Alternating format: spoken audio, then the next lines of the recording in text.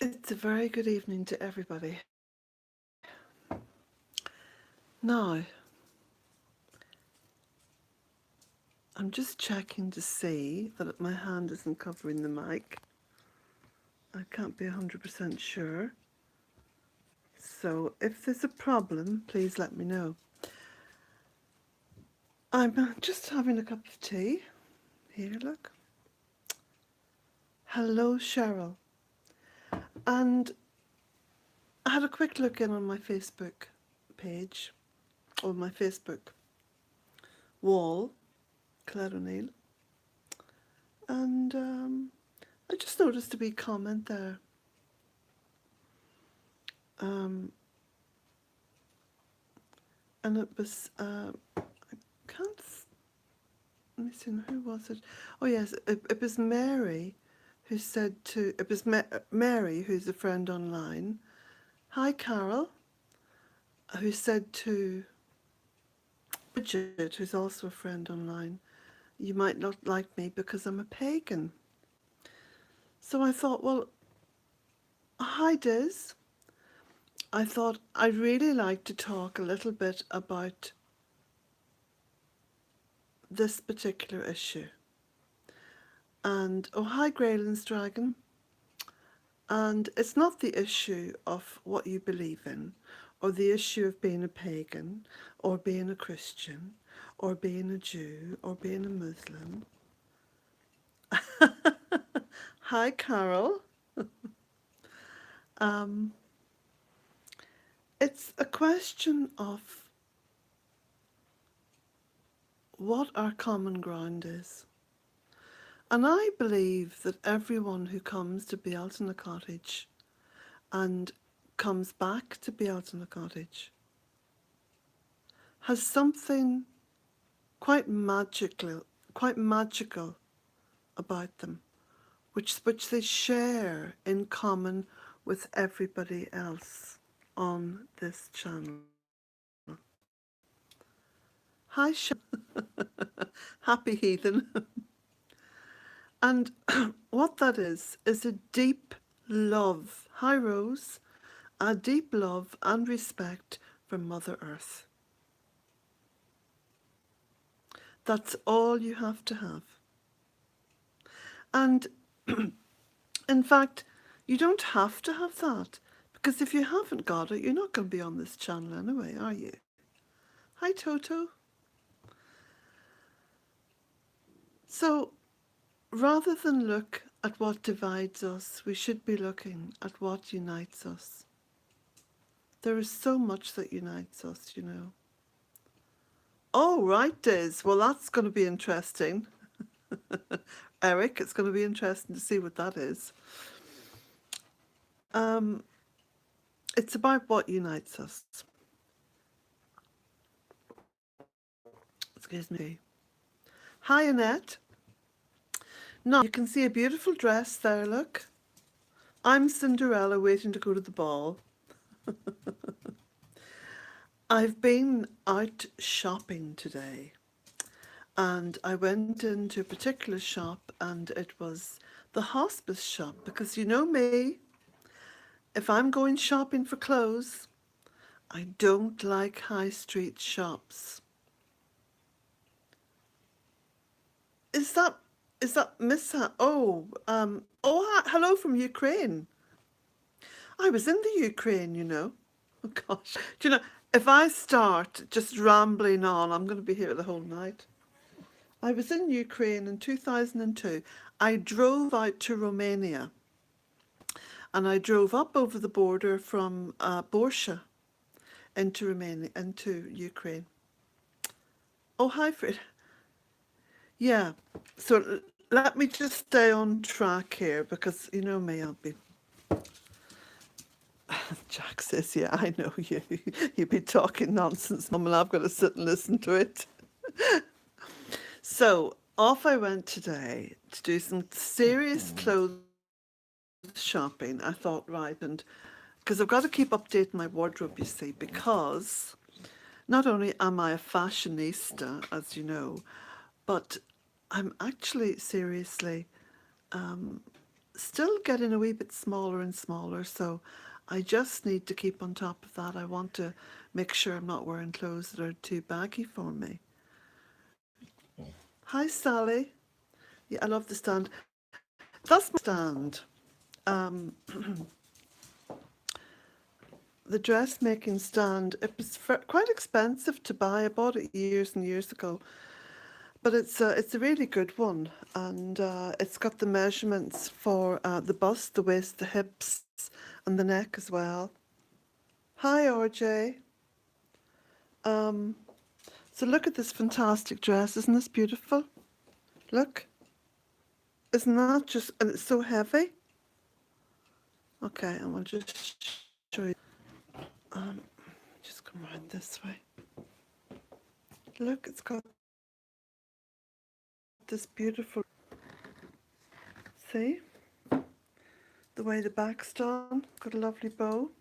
So I'm just waiting to go to the ball. That's all. Jack says, yeah, fat chance. Oh, gosh. So I also got in the charity shop the best of Andrea Bocelli. Beautiful, beautiful singer. And I also got Nora Jones. Now it says £4, but it's actually €1. So they were just €1 each. And now I'll just try to go slow so we don't lose the signal. Oh, look who's sitting on here. Hello, Leilu. Let me just put another light on. Oh, he says, Mummy, what are you doing putting that light on? I got this as well. Ta-da! Victoria and Abdul. This apparently is a brilliant film. Oh, he's eaten all his food. I see. Excuse me while I put a little bit more out for him. Because this naughty boy, look at this very expensive food. This naughty boy, I'm going to just put this down for a minute. Excuse me, everybody. Sorry about this. But Sammy Bear comes first. Got to keep the bearkin happy. There we go. Back we go. Now, here we go, you naughty boy. He's too cute. He is Salamander. He's too.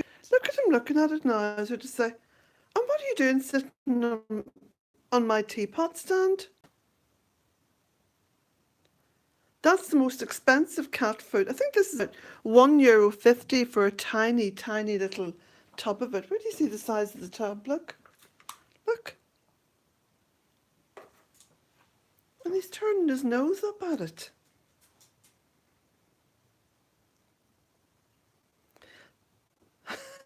Hi, Wen, Mummy.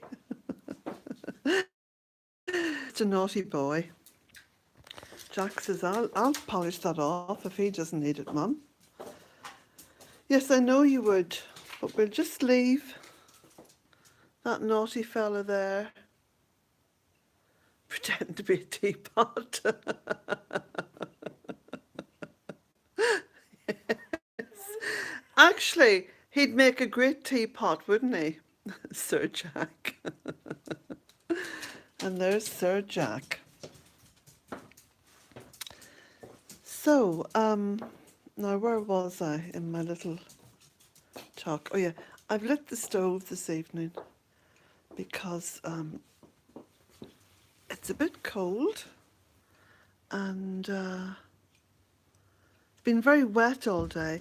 I mean, I have a tendency to light the stove, not so much because it's cold, but if it's very wet outside, then it's important when you're in an Irish cottage to have the inside of the cottage warm and dry. And then that stops damp getting into everything. Because Damp, of course, can be a big problem. Look at my trendy hole in my...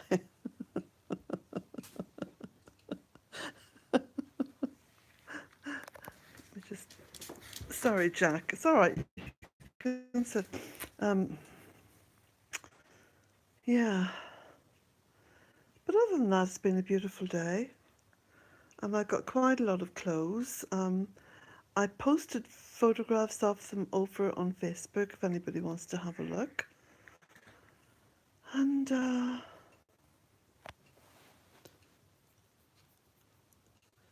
so yeah, so that message that I really wanted to say about, what people believe in, I don't think that any one of us has to explain ourselves as to what we believe in, because belief is something very deep and very personal, and it's almost inexplicable. I mean, I can remember, when I was a practicing Roman Catholic, which I was, and I took it very seriously. Um, Thank you, Toto. I took it very seriously because that's what I believed in at that point. And I didn't suddenly stop believing. I just evolved because surely that is the nature of a hi Twain. That's the nature of life, isn't it? Because life is a journey, and if we embark on that journey properly, then part of that journey is our own personal evolution. So I never measure people by what they believe in because it's far too personal. And if someone says to me, "Well, Colette, what do you believe in? What's your religion?" I'd say, "Well, I really can't be defined. Um, I wouldn't call myself anything because I honestly don't know what I am."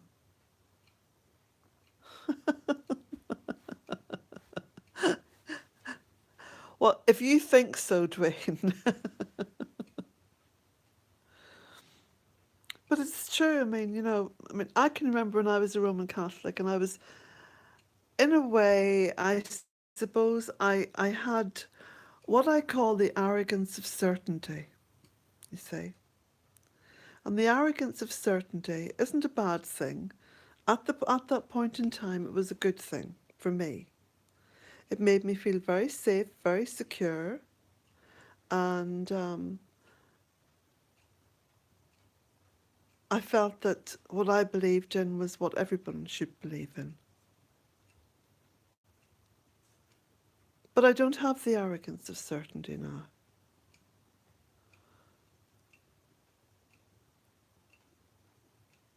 And I have thoughts. I have thoughts that I try to rationalize and that make sense to me.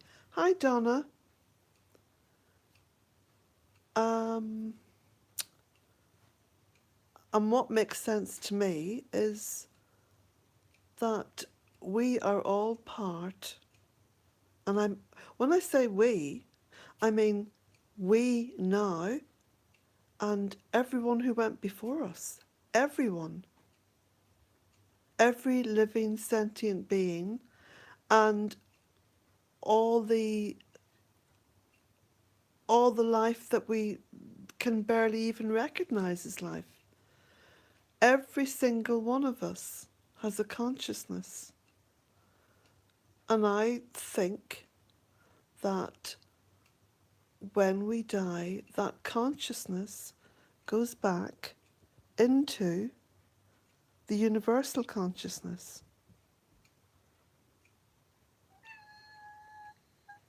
And I find that very comforting because I like to think that I've been,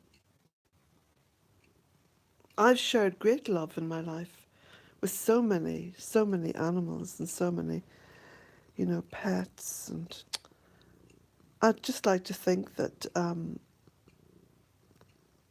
they were just here for a short time, but their consciousness will always be there. You've got a bit of a runny eye, boy, haven't you?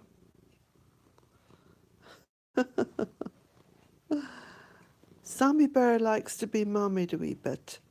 He is a bit of a mummy's boy, and that's okay, because Jack's a bit of a mummy's boy too.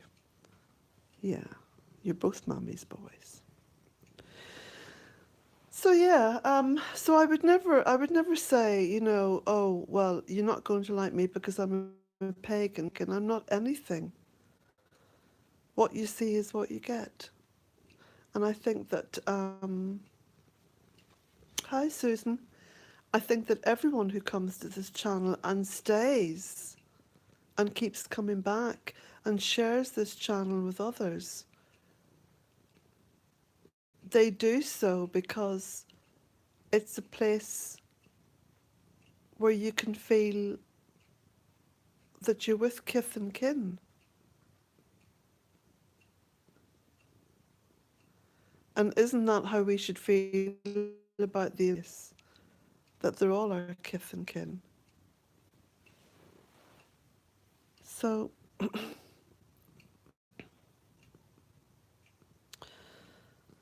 I hope that my social media friends Mary and Bridget can be friends, and that what they believe in doesn't create a wall between them. Because life is far too short for that. I'll tell you a wee story actually. You know, I lived in London for about 30 years total. Well, when I was, when my eldest daughter was, I think she was 8 years old, she was just about to make her first communion, which is part of the rites of the Catholic Church. And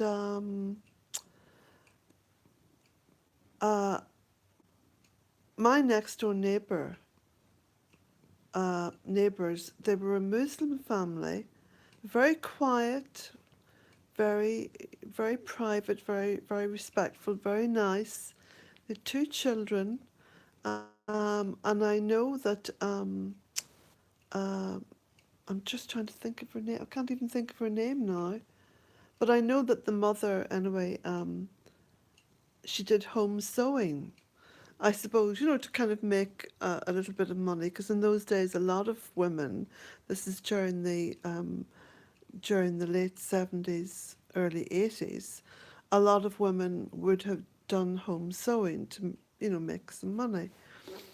And so you'd see the guy from the big dress factory leave in a big sack of stuff for her to sew and then collect it. And, you know, it was a regular little job that she had there. And you'd hear the sewing machine going sometimes during the day. And I remember saying to her one day, you know, because she said, "Oh," I said, I hope this cooking smell isn't too much."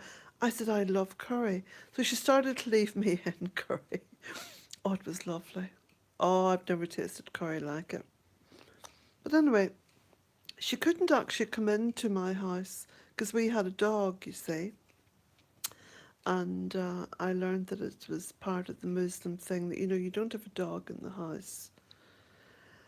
And so I thought, well, that's okay, because that's their belief, and I have to respect that. And, you know, it doesn't interfere with our friendship.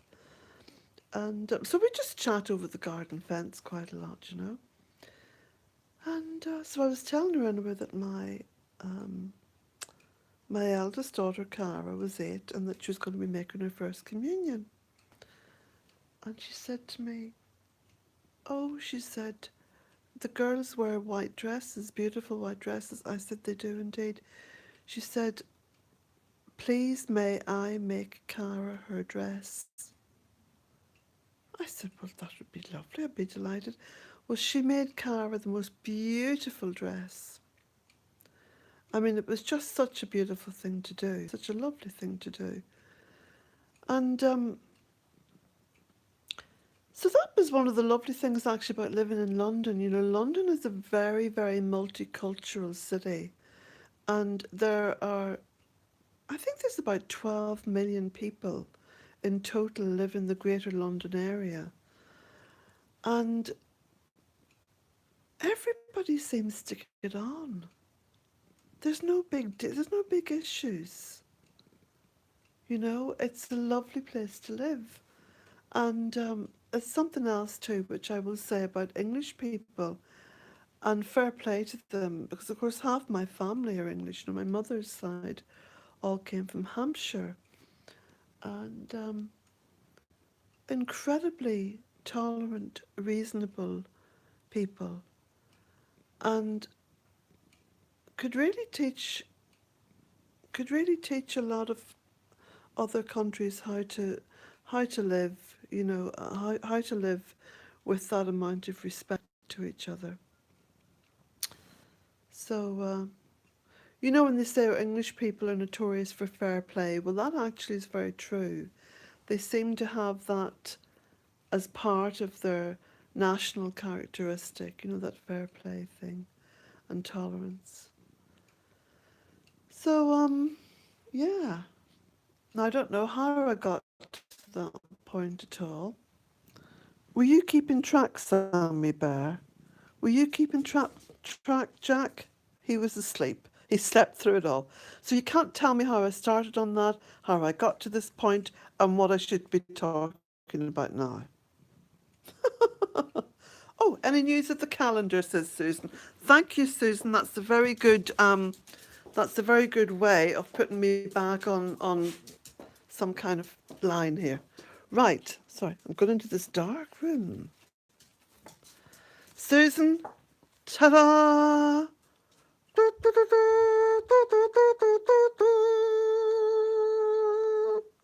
Yes, it's the Bealtaine Cottage calendar. Now, I'm not permitted to show you all the photographs on the inside because that would be cheating. But I can show you, basically. Oh, hang on. Now, where did I leave my cup of tea as well? God, I don't know. Look, he's taken up the sofa. So this is the calendar. Sorry, Jack, we're just going to leave you out of this for the moment. Oh, he's got a snout in there. You could get a little pic of your snout and the calendar. So the calendar is very good quality. Susan, you obviously haven't been watching all my videos because you missed the video where I did actually display this. Okay, but this is just an example. All right. Here we have, this is the month of March, written in Irish, and all the days of the week written in Irish. And in March there on the 20th, you've got the vernal equinox. And you've got some lovely photographs. And then interesting writing. Okay. It's okay, Susan. I wasn't telling you off. Well, I was really. You've got to stay behind and do 100 lines now. This is the back of the calendar. Okay. And so like I say, all the photographs, the calendar's done pretty good quality stuff, because I thought the connections going up and down a wee bit. At the very back of the calendar then you've got movements for each month, which is quite important. Then you've got all the kind of classic calendar dates, like, you know, New Year's Day and Easter and Stephen's Day and etc., etc. And then you've also got the calendar for 2020. So, up on the website at the moment, hi Sally Mander, for the days and month. I would love to learn. I will, actually, that's something I will do. I'll wait until the calendars are all out and then I'll do that. Yes. Oh, there's my tea. Gosh, it's looking a bit, it's probably a bit cold now. I'm going to sit over here near the window because I think it might be a little bit better for the reception.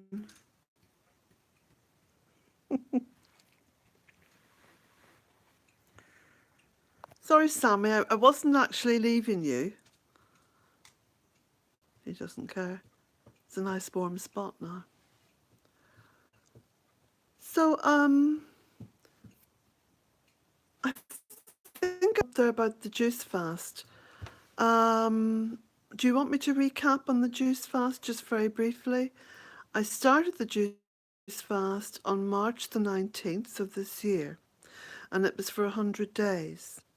And when I started the juice fast, I was very heavily overweight, okay? Now, I was what was called clinically obese, you know, within that spectrum of BMI. Okay, Francesca.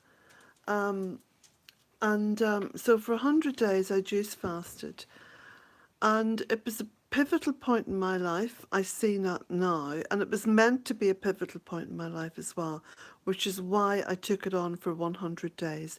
No, I did not follow any recipes at all.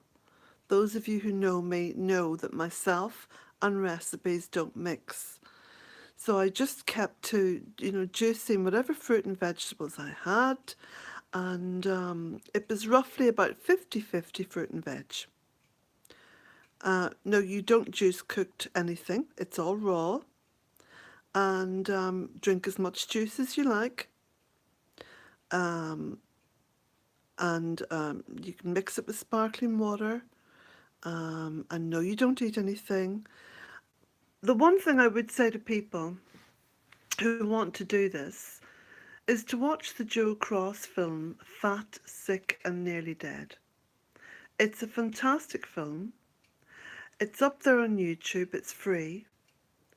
Joe Cross has brought out a series of books on juice fasting, but the film itself is really very inspiring, and I took a lot of inspiration from the film. And so all in all, I find that fantastic. The 100 days was to give my body a complete makeover in terms of allowing the cells in the body to renew on high quality juice. And high quality juice with lots and lots of greens in it.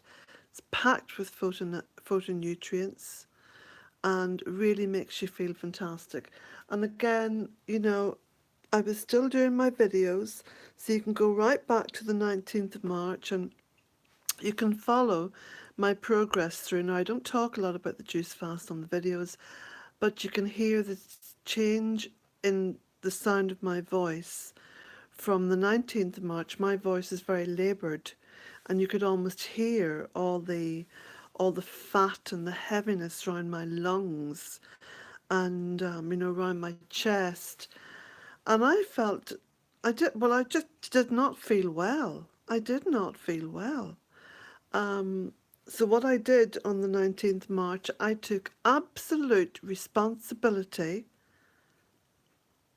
for the position I found myself in, heavily overweight at 62 years old. My responsibility, I owned it. I owned it entirely. I didn't make any excuses for myself. I didn't say or allow anyone else to feed me with the words, oh, well, you're just big-boned. Rubbish. Oh, well, you know, you can't lose weight as you get older. Rubbish. Oh, well, you know, you work so hard, you need to have a good diet. Rubbish. What you need to do is not to be carrying around masses and masses of extra weight, because that's a killer. That's the bottom line. That's the bottom line. It's a killer. It cuts short your beautiful journey on Mother Earth. right? And what you have to do, as I said to people at the time, the first thing you've got to do is own it. Don't let anyone trick you into, well, I won't say trick you, because you see, most people are very genuine, and people say, oh, but sure, you look lovely anyway, or oh, you've got a nice shape or whatever. But it's actually not about how you look, and it's not about your shape. It's about how you feel. And when I find myself going like this, walking up the driveway with Jack, that was at the point where I had to cop myself on big time and say, this is it. This is enough. This is where I draw the line in the sand. The juice fast was incredible. Incredible. Because for 100 days, I did not have to think about food. And I used that time every single evening. I tried to go to bed early. I would bring my laptop in with me. I'd be looking at videos on YouTube. I'd be looking at videos on how people have lost weight on a juice fast, how people have felt, how they've got rid of serious illness, as Joe Cross did, how they have,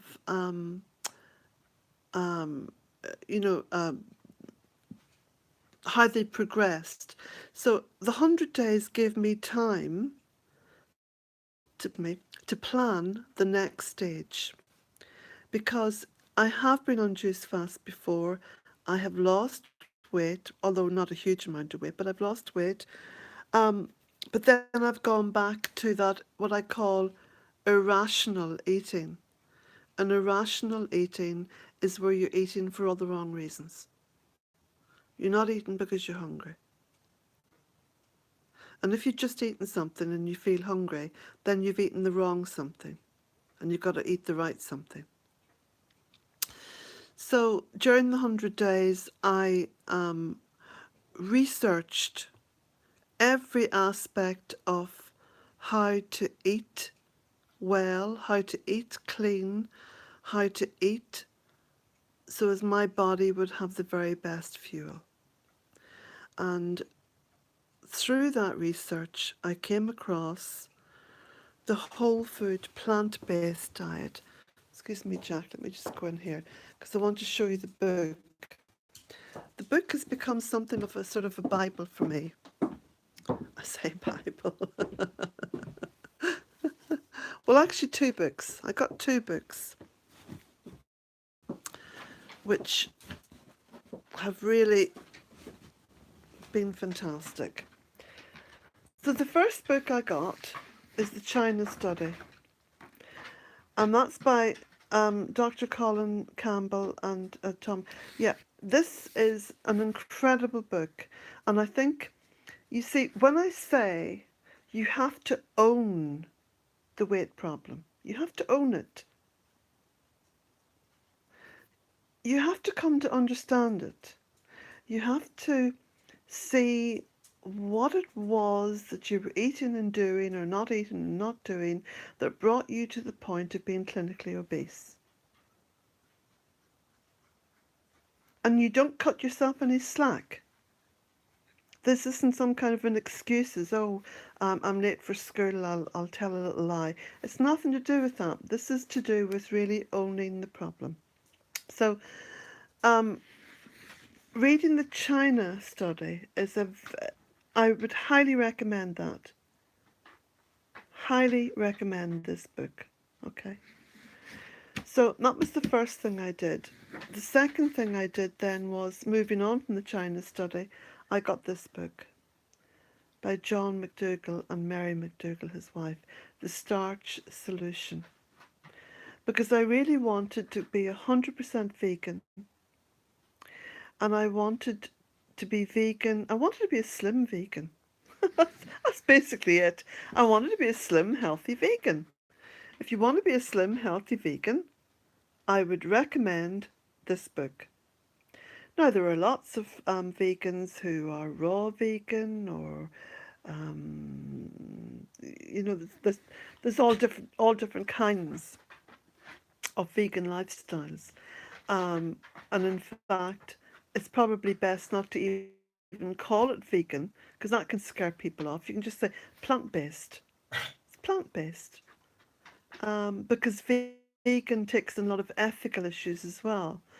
But I can assure you that if you go plant-based, you begin to evolve into being a vegan, because there are lots of ethical issues as well. But anyway, that's not what this is about. This is solely about being clinically obese and wanting to reclaim my health. And so the 100 days give me that wonderful holiday away from even having to think about food.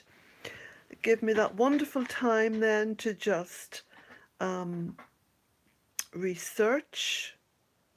I mean, I was watching all kinds of programs on YouTube. I was watching that American program, My £600 Life. Oh, that was ghastly. Bits of that I couldn't watch. And I felt so sorry for the people there involved. But then I thought to myself, well, they must know they have an addiction. Because you see, solution for me has taken me away from the addiction. And the addiction thing is predicated on sugar and fat, and then you have salt in with that. So you take out the sugar and you take out the fat, which is what the starch solution is all about, and you don't have the cravings. And there's also certain foods which are trigger foods, and I have learned through trial and error, because at the end of my 100 days, then I progressed on to the whole food plant-based lifestyle, right? WFPB, WFPB. Um, and I thought, okay, right, so I can have this particular kind of bread, and I can have some peanut butter. I put peanut butter in this. I wanted more, so I realised that actually there was certain other foods as well, which for me were trigger foods. For some reason I don't understand. Obviously, my body has a chemical reaction to peanut butter that makes me want to eat more and more and more of it. And then I read then about Elvis Presley having this addiction to peanut butter and jelly sandwiches. I think peanut butter and jam, wasn't it? Or it's called jelly, but jam. So the 100 days, you see, just give me all that time to explore so many things, and to think rationally about it all, and to consider my next move, and to make plans, and to touch base again with me, to understand who I am. Because for an awful long time, I think I'd lost Colette. Peanut butter, banana and jam, fried, oh gee whiz. Yeah, there you go. How much weight did you lose? Well, now you're getting down to the nitty gritty. Well, on the juice fast, I lost, I think it came out at about 62 pound in total. And I've continued to lose weight. So I finished the juice fast on the 20th of June. So it went from the 19th of March to the 26th of June. So I've gone through July and August, and this is into September. And I think I've lost, I think it's about half a stone. So 7 pounds or thereabouts. Was it 7 or? Yeah, about 7 pounds. So now we're looking at about £69 in total. Um, and what I love about the whole food plant-based lifestyle is that it's so easy. It's so filling. It allows me to snack because I love to snack. It allows me to do a lovely kind of, you know, evening snack thing as well. Um, Now, on the Facebook timeline, that's on my Facebook, um, uh, on my Facebook wall. I think it's called the wall. No, actually, I'll tell you, it's even better. If you go on to bealtainecottage.com, okay, bealtainecottage.com is my website. The website has hundreds and hundreds of blogs on it. But the most recent blog, or one of the most recent blogs, is a quick recap on my juice fast, my weight loss, my whole food plant-based lifestyle. And there's photographs there of me as I looked this time last year and how I look today. And you know what they say about the proof of the pudding? Well, you just look at those photographs, um, and you can see, and there's no point in being kind because I don't actually need kindness. I don't need, to hear, oh, well, you looked all right then, you looked fine then. I didn't. I looked ill then. Let's just cut to the chase. I looked ill. And certainly in comparison with how I look now. And I have to be very careful about strokes because both my parents had strokes. My youngest daughter is vegan, and her husband has become vegetarian, and my youngest daughter's baby is 9 months old and completely vegan. So there you go. And a healthier, bonnier baby you've never seen. um, Other members of my family, are, my brother Hugh's vegetarian. The best way to encourage people to change their lives is to change your own life first, and let the pictures let the pictures talk for themselves. And this is one of the reasons why at the age of 62 I post pictures of myself now. I take photos of myself and I post them because I want other women, especially women of my age, to look at those photos and say, well, she looked like this a year ago and now she looks like that. What's she doing? And I'm quite happy then to point people in the direction of the whole food plant-based. And it's kind for Mother Earth, and it's kind for all life. And then there's a few little things too which are worth considering. If you eat meat, it takes 3 days for your body to process that. In other words, you eat the meat, it takes 3 days to come out the other end. That's a long time. That's a long time to have dead flesh inside your body. Really? I can't see how that can be healthy. But anyway, when you eat plants, a whole food plant-based diet, it's less than 24 hours. I can testify to the fact 12 hours.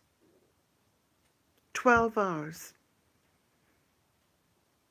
Which means it's actually keeping your stomach and your colon and your guts and your bowels and all actually active and clean. And you see, that's worth considering too. So there's all kinds of little side benefits, and I would highly recommend it. Highly recommend the whole food plant-based. And you don't have to go down the same road as me. I mean, I was just very determined that I was going to do something for my health and I was going to change things. But you could just look into it.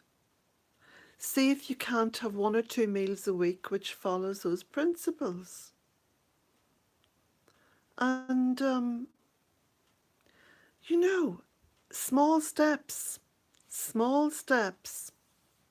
okay? Small steps. And I don't, I don't, uh, I don't expect anyone to be on the same path as myself. And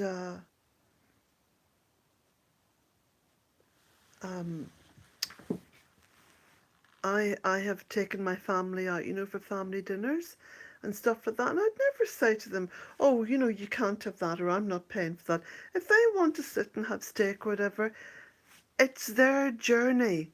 Everybody's on their own journey. And I think this is where this began. When I was talking about my 2 social media friends and one saying to the other, you might not like me, I'm pagan. Everybody is on their own journey. Honour that. Don't dictate.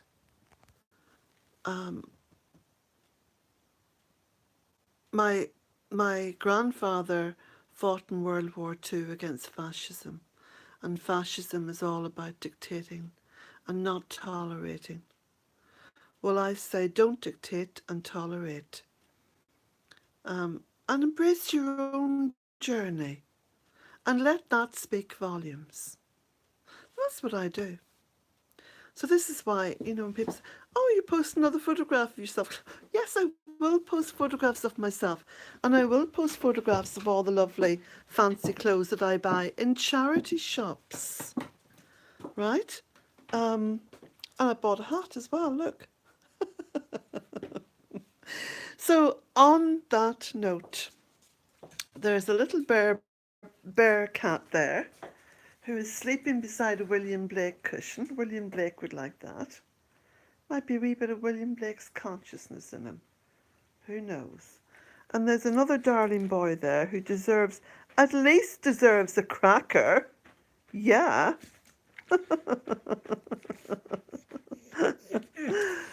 So blessings to you all.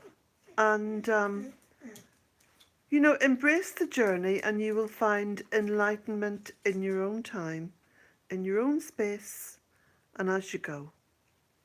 And just, you know, you're and leave it like that. So blessings to you all. Bye.